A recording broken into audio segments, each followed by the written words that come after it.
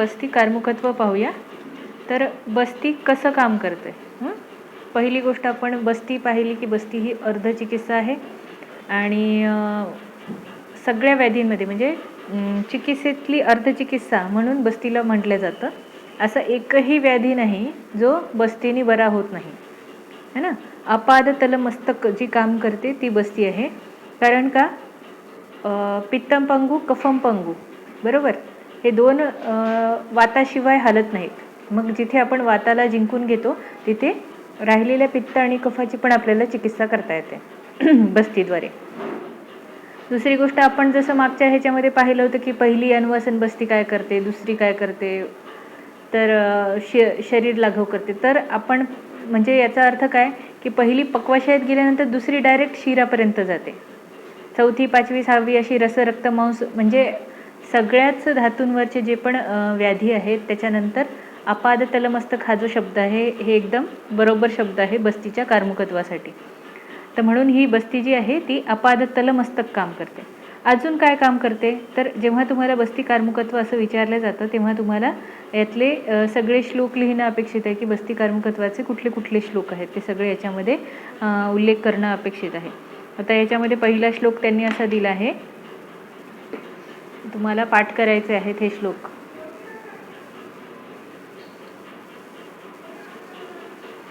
बस्ती वय स्थापयिता सुखायु बल अग्नि मेधा स्वरवर्णकृच्च सर्वार्थकारी शिशु वृद्ध युनाम निरत्ययः सर्वगदापहश्च वीट श्लेष्म पित्त अनिल मूत्रकर्षी दार्ढ्यावह शुक्रबलप्रदश्च विश्वक स्थितं दोषचय निरस्य सर्वान विकारान शमयेत निरुह. चरक सिद्धिस्थान पहिला अध्याय 27वा श्लोक.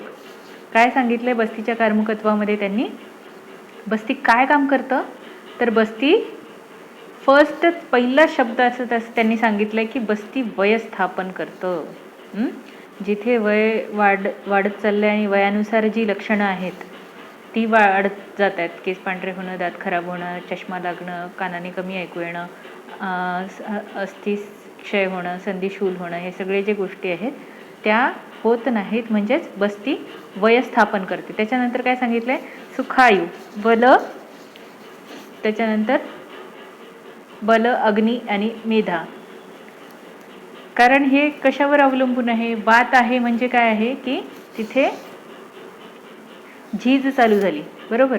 तर मग ह्या वाताला जिंकायचं आहे तर आपल्याला काय काय लाभ होतील त्याचे, तर आयुष्य चांगलं होईल, त्याच्यानंतर बल, त्याच्यानंतर अग्नी आणि मेधा. मेधा म्हणजे बुद्धी पण चांगली होते. त्याच्यानंतर अजून विशेष आहे स्वर वर्णकृच्च, स्वर चांगला होतो, वर्ण चांगला होतो. त्याच्यानंतर काय सांगितलंय सर्वार्थकारी शिशु वृद्ध युनाम, म्हणजे सगळ्यांसाठीच आहे. कोणाकोणासाठी आहे, शिशु आहे, वृद्ध आहे आणि युवा यांच्यासाठी आहे. निरत्य हा सर्व गदापहश्च, सगळ्या विकारांसाठीचं शमन ती करते. त्याच्यानंतर सांगितलं आहे विट श्लेष्म पित्त अनिल मूत्रकर्षी. काय काय बाहेर काढते, विट म्हणजे मल, श्लेष्म पित्त आणि वात त्याच्यासोबतच मूत्र यांना बाहेर काढते. त्याच्यानंतर दार्ढ्यावह शुक्र बलप्रदश्च, शरीराचं बलवर्धन करते. त्याच्यासोबतच काय करते, शुक्रवर्धन करते, बलवर्धन करते. त्याच्यानंतर काय सांगितलंय विश्वक स्थितम दोषचयम निरस्य सर्वान विकारान शमयेत निरुह. हे निरुहाची प्रशस्ती सांगितली आहे त्यांनी. काय सांगितलं आहे की विश्वक स्थितम, विश्व म्हणजे आपलं शरीर पूर्ण, विश्वक स्थित सर्व शरीरात स्थित जे दोषांचा चय झालेला आहे तो दोषांचा चय काढायचं काम कोण करतंय तर तो निरुह बस्ती करतोय. चरक सिद्धिस्थान पहिला अध्याय 27वा श्लोकमध्ये सांगितलेला आहे. याचा अर्थ काय की बस्ती सगळ्या लोकांना देता येते. जे पण आपल्याकडे स्वस्थ व्यक्तीचे जे कामं सांगितले म्हणजे जसं की त्याची अग्नी चांगली असते, त्याचं मेधा चांगलं असतं, त्याचं स्वर चांगला असतो, वर्ण चांगला असतो. त्याच्यासोबत बालकांचे जे व्याधी आहेत, वृद्धांचे जे आहेत, तरुणांचे जे व्याधी आहेत त्यांना पण बाहेर काढते. त्यासोबतच जिथे जिथे मल, मूत्र, वात, पित्त, कफ यांचा संचय झालेला आहे तो संचय पण दूर करते, शरीराला दृढता आणते आणि शुक्र आणि बलाचं वर्धन करते. म्हणजे जे पण निरामय आयुष्यासाठी आवश्यक आहे ते सगळी कामं निरोह बस्ती करते. म्हणून निरोह बस्ती ही श्रेष्ठ सांगितली, म्हणून तिला आस्थापन वयस्थापन असं बस्ती म्हटलेलं आहे. ठीक आहे. त्यानंतर अजून एक काय सांगितलेलं आहे ह्याचं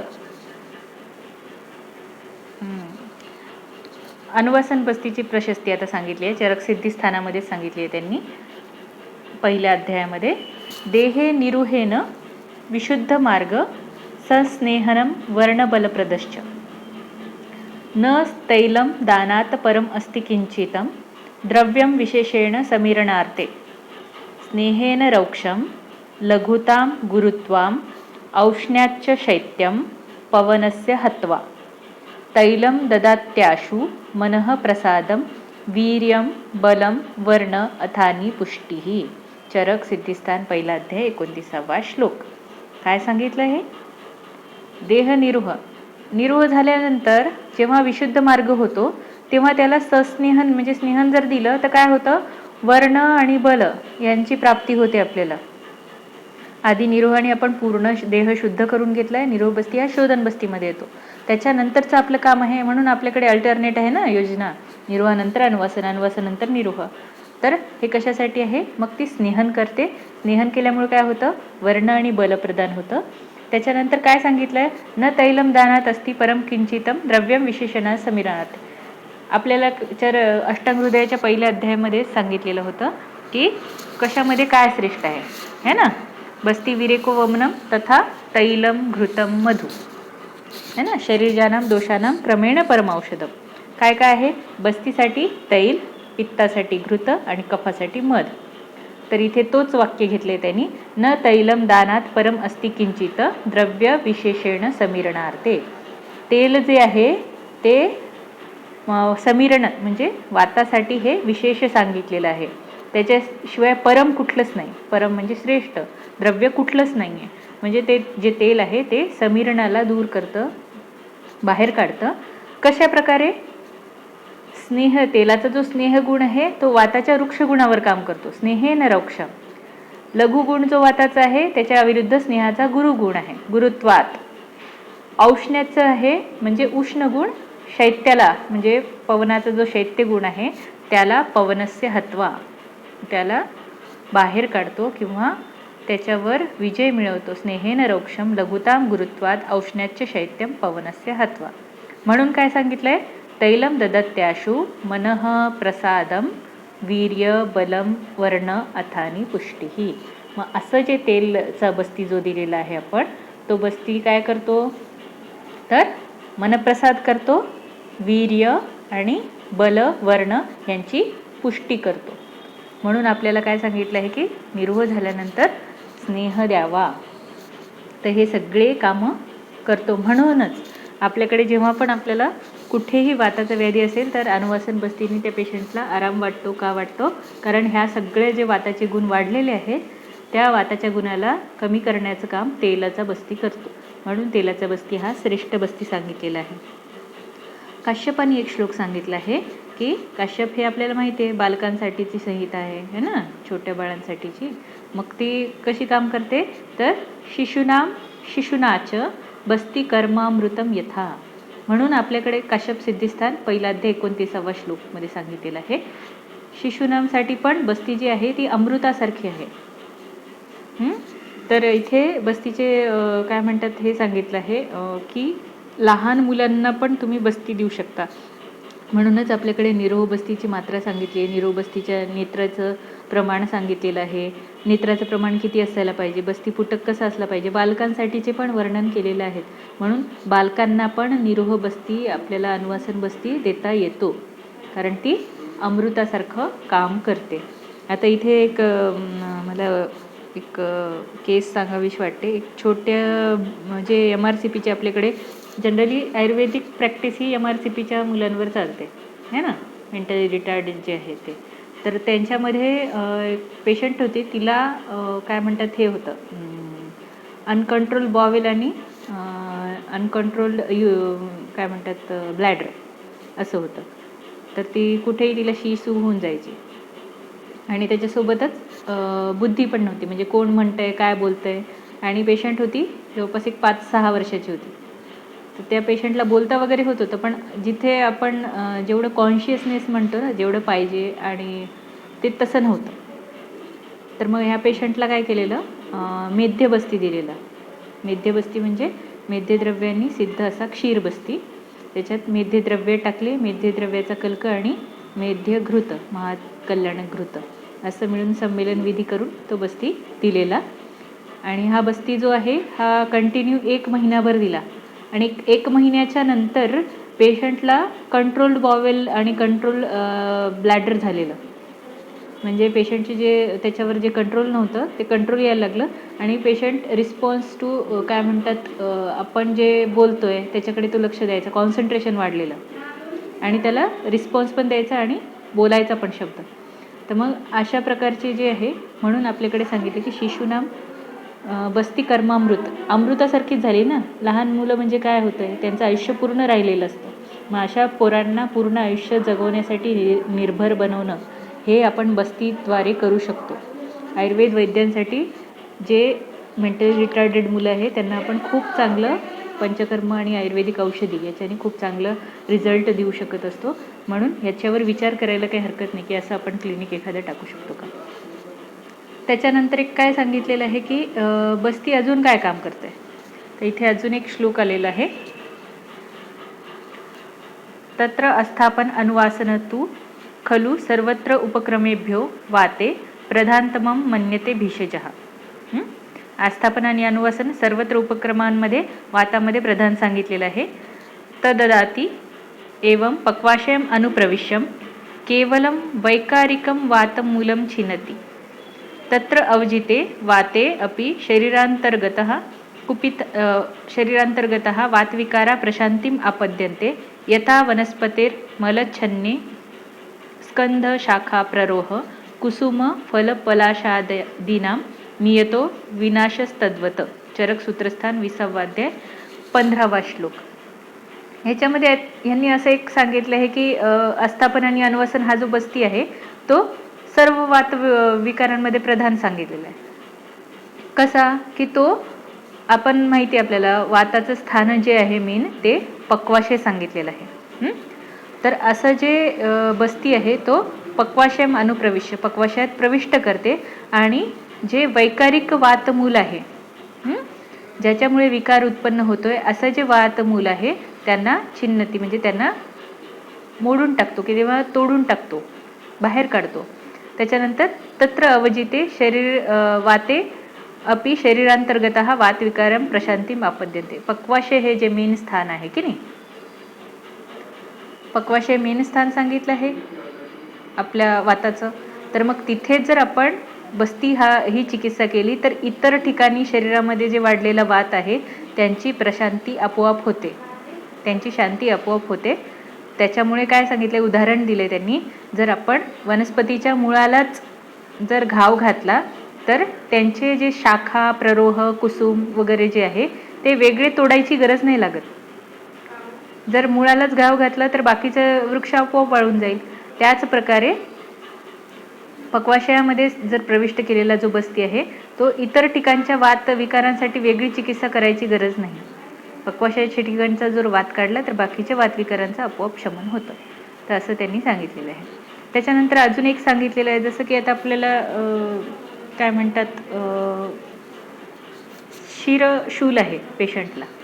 शिरशूलामध्ये जर बस्ती दिला तर बस्ती कुठे आणि शिरशूल कुठे, मग तिथे पण काम करायचं जे आहे ते बस्ती काम करतं. जसं की मग तसं असलं तर आपल्याकडे चक्षुष्य बस्ती वगैरे सांगितले. म्हणजे बस्ती हा बस्तीच्या ठिकाणी दिल्यानंतर चक्षुष्य कसं काम होईल है ना. त्याच्यानंतर शिरागत विकारांमध्ये कसं काम होईल, त्याच्यानंतर मूर्धगत विकारांमध्ये बस्तीचं काम कसं होईल. तर ह्यांनी तसं सांगितलं की वीर्याद्वारे बस्तीचं काम होतं, कारण पक्वाशय हे मूलस्थान आहे आणि मूलस्थानाच्या ठिकाणी जर आपण बस्ती घेतला तर बाकीच्या ठिकाणी तो आपोआप जातो. इथे एक उदाहरण सांगितलेलं आहे की कसं काय काम करतं, बस्ती हा दिल्यानंतर कसं काय सगळ्या ठिकाणी जातं. तर इथे त्यांनी असं सांगितले चरक सिद्धिस्थानामध्ये, मूले निशिक्तो हि यथा द्रुमं स्यात् अनिलच्छदः कोमल पल्लवाग्रह काले महान पुष्पफलप्रदश्च तथा नरः स्याद अनुवासनेन. चरक सिद्धिस्थान पहिला अध्याय 31वा श्लोक. जर मुळाच्या ठिकाणी जर आपण पाणी दिलं तर ते सगळ्या पूर्ण झाडापर्यंत पसरतं. त्याला फुलांना वेगळं पाणी, फांद्यांना, पानांना वेगळं पाणी द्यायचं गरज नसते. त्याच प्रकारे जर आपण पक्वाशाच्या ठिकाणी बस्ती दिला तर तो मुळांना पाणी टाकण्यासारखंच आहे. म्हणून सगळ्या ठिकाणचं जे आहे पोषण ते बस्ती करतं असं सांगितलं आहे. मग इथे त्यांनी खाली चक्रपाणीची टीका आहे की मुलाच्या ठिकाणी दिलेला जो बस्ती आहे तो म्हणजे जर आपण पक्वाशाच्या ठिकाणी बस्ती दिला तर तो बस्ती तर निघून जातो. मग आता वेगळं द्यायची काय गरज आहे किंवा बस्ती काय म्हणतात कसं काम करतं.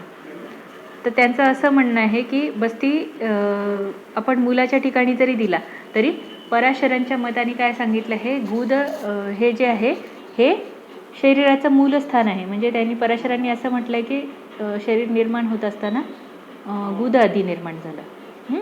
तर मग गुदाच्या ठिकाणी ज्या खूप जास्त शिरा आहेत त्या शिरांच्या ठिकाणी जर आपण बस्ती दिला तर तो जो बस्ती आहे तो शिरा वाटे ॲब्झॉर्ब होऊन सगळ्या शरीरामध्ये पसरतो है ना. इथे आपण अर्शाचं उदाहरण घेऊ शकतो है ना. अर्श कशामुळे होतं, कारण तिथे व्हेन्स खूप जास्त, व्हेन्स प्रेशर वाढतं आणि सर्वात जास्त तिथे ब्लड सप्लाय आहे बरोबर. तर हाच त्यांनी हे घेतलं आहे रेफरन्स. तर मुलाच्या ठिकाणी जे आहे गुद जे आहे शरीराचं मूल जे गुद सांगितले तिथे सर्व शिरा असतात आणि अशा ज्या शिरा आहेत त्यांच्या ठिकाणी जर बस्ती दिला तर तो बस्ती मूर्धापर्यंत पण जातो शिराद्वारे. मग असा दिलेला बस्ती जो आहे तो त्यांनी एक उदाहरण सांगितलेलं आहे की जसं सूर्य खूप लांब आहे पृथ्वीपासून पण तो पृथ्वीच्या तिथलं जे जल आहे ते सगळ्याला आकर्षित करून घेतं है ना, दूर असूनही. तर तो वीर्याने आपल्या. मग अशाच प्रकारे आपल्या शरीरात जो दिलेला बस्ती आहे तो बस्ती काम करतो असं त्यांनी सांगितलेलं आहे. त्याच्यानंतर त्यांनी असं सांगितलं आहे की वातव्याधीसाठी विशेषतः बस्ती श्रेष्ठ सांगितलेली आहे. आता हे शिरापर्यंत कसं जातं याचं उदाहरण प्रॅक्टिकली सांगते मी. एक पेशंट होती आजी, जवळपास 75 वगैरे एजची असेल. तर तिला कॉन्स्टिपेशन होतं आणि सोबत काय होतं तिचं बायपास झालेलं होतं. त्याच्यामुळे तिला खूप धाप लागायची आणि पेशंट आली तेव्हा तिला कॉन्स्टिपेशन होतं आणि त्याच्यामुळे धाप जास्त वाढलेली. तर मग तिला मी मात्रा बस्ती द्यायचं ठरवलं आधी सुरुवातीला. तर बृहत्सैंधवादी तेलाचा मात्रा बस्ती दिला. बृहत्सैंधवादी तेलाचा एक 60 ml मात्रा बस्ती पहिल्या दिवशी दिला. पहिल्या दिवशी ती जेव्हा दुसऱ्या दिवशी आली ती म्हणे की आज पोट खूप चांगलं साफ झालं, पोट साफ व्हायचंच नाही. तर त्याच्यामध्ये तिने असं सांगितलं की मलाच्या गाठी पण पडल्या बाहेर. तर दुसऱ्या जो बस्ती दिलेला तर तो दुसऱ्या बस्ती दिल्यानंतर पेशंटला एकदमच हलकं वाटायला लागलं. म्हणजे ती म्हणे की मला इतके दिवस वाटत होतं की माझ्या डोक्यात काहीतरी दगडं वगैरे बांधलेले आहेत. आणि जेव्हा बस्ती दिला आणि तो बस्ती दुसऱ्या दिवशीच सकाळी पडायचा, तिचा पूर्ण 24 तास राहायचा. 4 वाजता सकाळी माझा जेव्हा बस्ती पडला तर तेव्हा असं वाटलं की माझ्या डोक्यातून काहीतरी असं हलकं हलकं होत चाललं आहे जेव्हा बस्ती पास होत होता तेव्हा. म्हणजे पूर्ण शरीर लाघवता तिला मात्रा बस्तीने आली होती. तर हाच इथे रेफरन्स आहे की एखादा बस्ती जो दिलेला आहे तो बस्ती मूर्धाच्या ठिकाणी कसं काम करतो, तर तिथल्या वातातला पण खेचून बाहेर काढतो. तिथे जाऊन काय म्हणतात शमन करतो तिथल्या वाताचं. आणि वातानुलोमन जेव्हा होतं तेव्हा तो वात पूर्णतः बाहेर निघतो आणि शरीराला लाघवता निर्माण होते. तर अशा प्रकारे आपल्याला पेशंटच स्वतःहून सांगतो की ही लक्षणं निर्माण झाली आणि हे मला दिसतीये. त्याच्यानंतर अजून असे खूप सारे पेशंट आहेत की ज्यांना काय म्हणतात शिरशूल होता. शिरशूल कशामुळे होता तर रसरत्न समुच्चयामध्ये शिरशूलामध्ये 4-5 प्रकार सांगितले. 6वा प्रकार एक सांगितला आहे त्यांनी की काय म्हणतात पुरुषावृत्त शिरशूल, म्हणजे पुरुष अवरोधजन्य शिरशूल. तर जेव्हा पुरुष म्हणजे कॉन्स्टिपेशन ज्या लोकांना असतं त्यांना जनरली शिरशूल असतो. तर हा शिरशूल कशाने दूर होतो तर जेव्हा आपण मात्राबस्ती निरोबस्ती अशा पेशंटला देतो तेव्हा आपण तो मूर्धाच्या ठिकाणी जाऊन तिथला शिरशूल पेशंटचा कमी झालेला आपल्याला दिसतो. मग तिथे आपल्याला काय शिरशूल कशाने होतोय म्हटलं तर ते पित्ताचेच औषधी देतात जनरली. पण ह्याचं कारण एक असतं की कॉन्स्टिपेशन पण असतं पेशंटला. मग अशा पेशंटमध्ये जर आपण मात्राबस्ती दिला किंवा निरोबस्ती दिला अल्टरनेट, तर त्यांचा शिरशूल बऱ्यापैकी कमी होतो. त्याच्यानंतर अजून एक उदाहरण त्यांनी सांगितलेलं आहे की चरक सिद्धिस्थान पहिल्या अध्यायामध्ये ही चांगली प्रशस्ती आहे पूर्ण वातव्याधीची. तर काय सांगितलं आहे, स्तब्धाश्चये संकुचिताश्चये ये अपि च पंगवो ये अपि च भग्नरुग्णाः येषां च शाखासु चरन्ति वाताः शस्तो विशेषेण हि तेषु बस्तिः आत्मापने विग्रथेते पुरुषे शूलेषु भक्तन अभिनंदितेन एवं प्रकाराश्च भवन्ति कुक्षो ये च अमयस्तेषु च बस्तिरिष्टः याश्च स्त्रियो वातकृतोपसृष्टा गर्भ न गृह्णाति ध्रुभिः समेतः क्षीणेन्द्रिया ये च नरः कृताश्च बस्ति परमं च तेषु. चरक सिद्धिस्थान पहिला अध्याय 32वा श्लोक. काय सांगितलेलं आहे याच्यामध्ये, वाताचे सगळे विकार याच्यामध्ये इन्क्लूड झाले. कुठले कुठले? स्तब्ध, ज्याच्यानंतर संकुचित जे आहेत, जे पंगू आहेत, ज्यांना भग्न झालेलं आहे, असे जे सगळे लोक आहेत यांच्यामध्ये, आणि शाखामध्ये फिरणारा जो वात आहे त्याच्यासाठी विशेष काय आहे तर ते आहे बस्ती. तर बस्ती अजून कोणावर काम करतो? आत्मा, त्याच्यानंतर ग्रथित पुरुष, त्याच्यानंतर शूल आहे, ज्यांना भक्तना अभिनंदितेनं म्हणजे भूक लागत नाही, जेवावंसं वाटत नाही. त्याच्यानंतर एवं प्रकाराश्च भवतो कुक्षीचे आमयस्तेषु, जे कुक्षीचे जे आमय आहेत, कुक्षीचे जे विकार आहेत त्याच्यामध्ये बस्ती इष्ट सांगितलेलं आहे. त्याच्यानंतर काय सांगितलं आहे, स्त्रियांमध्ये जे वातविकार होतात, याश्च स्त्रियो वातकृतोपसृष्टा, स्त्रियांमध्ये जे होणारे वातविकार आहेत जसे की गर्भ न गृह्णाती, गर्भच धान होत नाही, अशांमध्ये काय होतंय, बस्ती श्रेष्ठ सांगितलेली आहे. त्याच्यानंतर काय सांगितलेलं आहे, क्षीणेंद्रिय, ज्यांचे इंद्रिय क्षीण झालेले आहेत, ये च नरः कृताश्च बस्ती परमं च तेषु, अशा सगळ्या लोकांमध्ये बस्ती ही परम सांगितलेली आहे. चरक सिद्धिस्थान पहिला अध्याय 32वा श्लोक. आता इथे एक तुम्हाला उदाहरण सांगते. एका पेशंटला कटिशूल होता, ठीक आहे, पेशंटला कटिशूल होता आणि त्याच्यासोबत लक्षण होतं बाधिर्य, तर आणि त्याला क्रॉनिक कॉन्स्टिपेशन पण होतं. मग त्या पेशंटला काय केलेलं, त्रिफळा तेलाचा अनुवासन बस्ती दिलेला.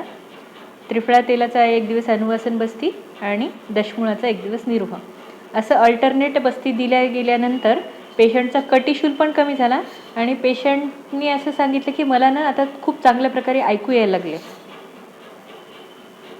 म्हणजे हे कशामुळे झालं की पेशंटला पहिले ऐकू यायचं नाही आणि त्याच्यानंतर पेशंटला ऐकू यायला लागलं. तर ह्याच्यावरून आपल्याला एक गोष्ट लक्षात घेता येते की पक्वाशयम मूलम वातम विकाराणा, आहे की नाही. तर पक्वाशय मूलाच्या ठिकाणी जर बस्ती दिला तर इतरच्या ठिकाणचे जे आता जे सांगितलं होतं उदाहरण, इतर ठिकाणी जो बस्ती वात प्रकोपित झालेला आहे अशा वाताला वेगळी चिकित्सा करायची गरज राहत नाही. काय काय स्थान आहेत वाताची, काय काय सांगितलेत वाताची स्थानं? पक्वाशय, कटिशक्ती, श्रोत्र, अस्थि, स्पर्शनेंद्रिय, बरोबर. तर ह्याच्यामध्ये श्रोत्र हे पण एक स्थान सांगितलेलं आहे वाताचं. मग जिथे त्याच्यात विशेष काय सांगितले, तत्र विशेषेन पक्वाधानम, है ना, पक्वाशय विशेष आहे. तर मग पक्वाशयाच्या ठिकाणी, आणि तेच मूलस्थान आहे वाताचं, मग अशा मूलस्थानाच्या ठिकाणी जर आपण बस्ती दिला तर बाकीच्या ठिकाणचा वात सुद्धा आपोआप कमी होतो. म्हणून श्रोत्राच्या ठिकाणी जो वात आश्रित झाला होता तो वात सुद्धा कमी झाला. तर अशी जी बस्तीची श्रेष्ठता आहे जितकी सांगावी तेवढी खूपच कमी आहे. म्हणजे वेगळे जे आपण विचारही करू शकत नाही. जसं मी मागे एक सांगितलं होतं की गुल्यान-बारी सिंड्रोम, त्याच्यामध्ये काय होतं, प्रोग्रेसिव्ह मसल विकनेस होतो. तर अशा पेशंटला जर आपण यापन बस्ती मांस रस सिद्धानी असा जर बस्ती दिला तर त्या पेशंटमध्ये आपल्याला खूप चांगले रिझल्ट दिसतात. आणि हे पाहिलेलं आहे मी. पिंडस्वेद, स्नेहस्वेदन, षष्टिकशाली पिंडस्वेद करायचं आणि त्याच्यामध्ये असा मुस्तादी यापन बस्ती दिला तर त्याच्यामध्ये खूप चांगला फरक आपल्याला दिसतो. ह्याच्यानंतर इथे एक शब्द आला आहे भग्न रुग्ण. तर एक पेशंट होती, तिचं आपल्याकडे ते बोन मॅरो डेन्सिटी करतात माहिती आहे. तर त्या पेशंटचं प्रत्येक संधी दुखायची, प्रत्येक अस्थिशूल होता तिला, आणि तिला बोन मॅरो डेन्सिटी केलेली. तर प्रत्येक काय म्हणतात ती बिलो नॉर्मल, म्हणजे खूपच कमी होती ती. आणि डॉक्टरांनी तिला सांगितलं की तुम्ही जर अजून खूप तुमच्या कमरेवर जास्त भार देऊन उभं राहणं, काम करणं असं जर केलं तुम्ही, तर तुमचं नक्कीच व्हर्टेब्रा फ्रॅक्चर होऊन जाईल, कारण तुमची बोन डेन्सिटी खूप कमी आहे. तर त्याच्यासाठी तुम्ही काय करा की तिथलं, आणि त्याच्यावर मॅक्झिमम उपाय म्हणजे तुमचं ऑपरेट करणं, ह्याच्याशिवाय काहीही उपाय नाही. तर मग त्या पेशंटला काय केलेलं, सुरुवातीला सौम्य एक अनुलोमन दिलेलं.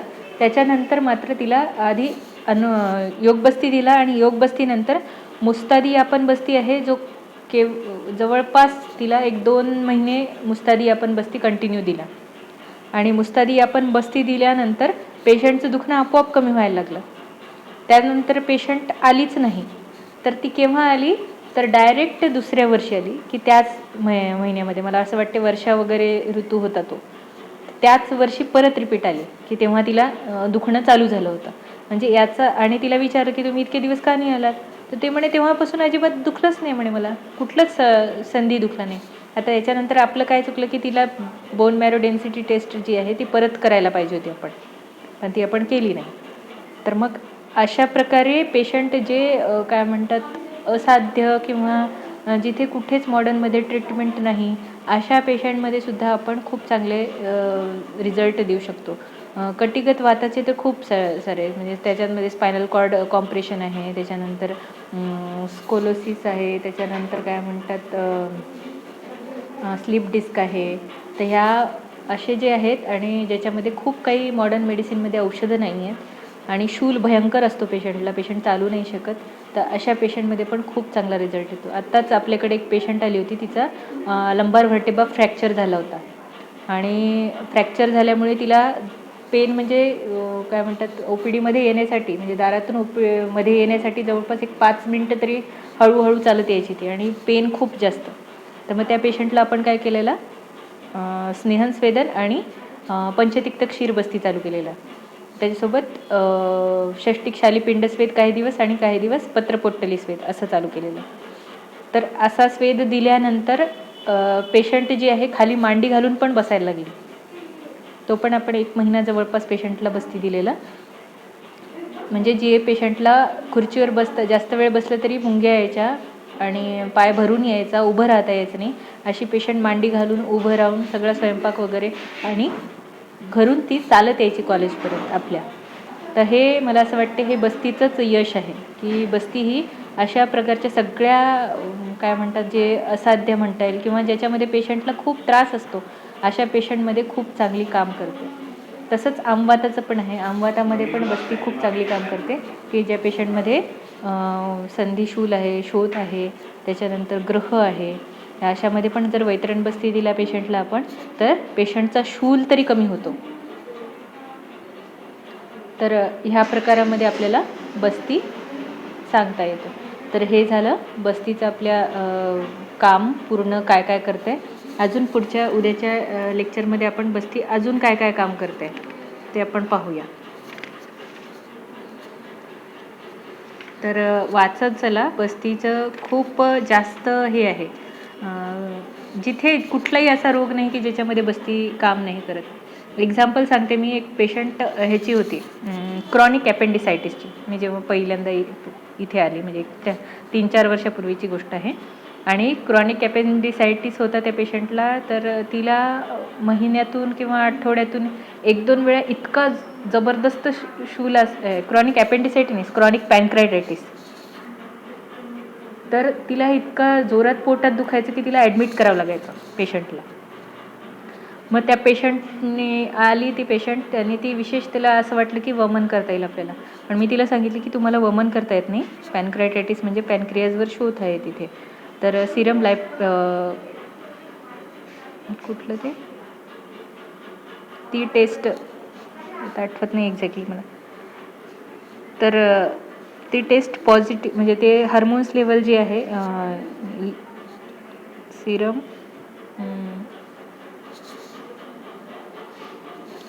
पॅनक्रायटायटिससाठी कुठली टेस्ट करतो आपण शोधायला? तर ती जी टेस्ट होती तिची, तर ते वाढून आलेलं. आणि मग तिला काय केलेलं, आधी योगबस्ती देऊन घेतलेला, निरोह आणि अनुवासन असा.